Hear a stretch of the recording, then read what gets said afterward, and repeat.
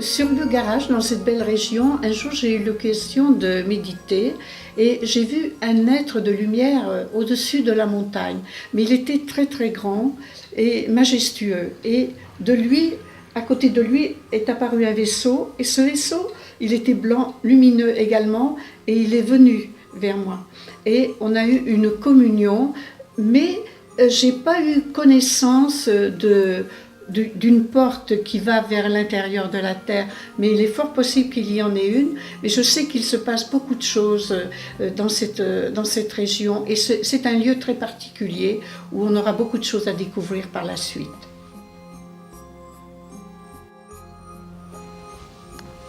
Tu vois le visage? Oh là là, là-bas, ici, d'accord.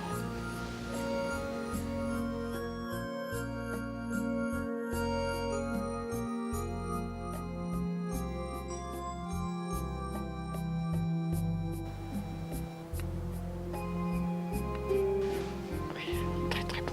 Ça c'est les sphinx. Ça fait penser à l'Égypte. Ah oui, ça fait penser à l'Égypte.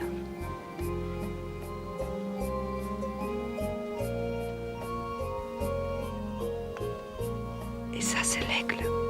Tu le vois bien? Oui, ah oui, oui, ah oui, les ailes déployées.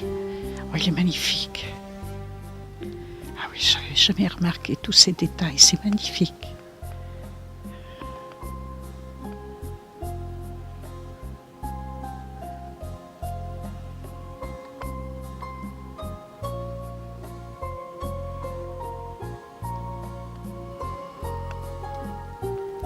Pour ceux qui ne me connaissent pas, je me présente, je suis Mijo. Je viens à nouveau vers vous pour vous parler de nouvelles expériences qui sont assez extraordinaires, et c'est une suite en fait par rapport à un film précédent. Je viens partager avec vous ce vécu. Donc je vais vous parler des portes intemporelles. Intemporel veut dire hors du temps.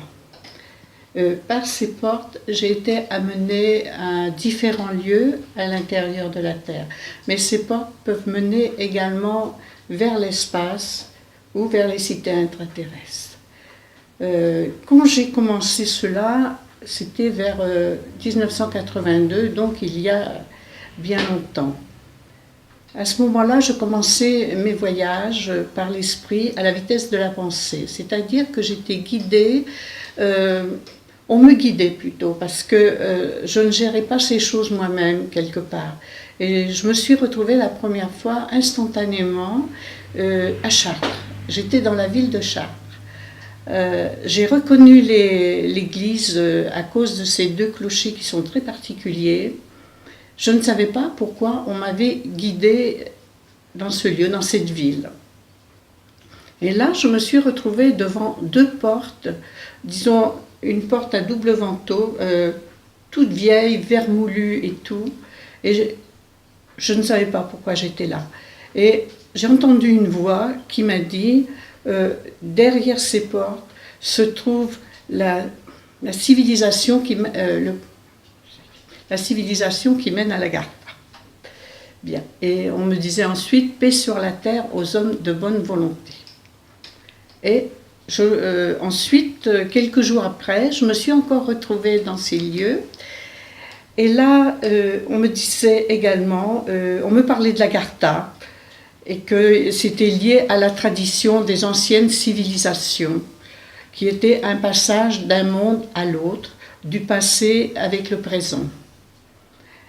Et ça s'est arrêté là pendant quelque temps. Et 6 ans après, je me suis retrouvée là-bas, à nouveau à Chartres.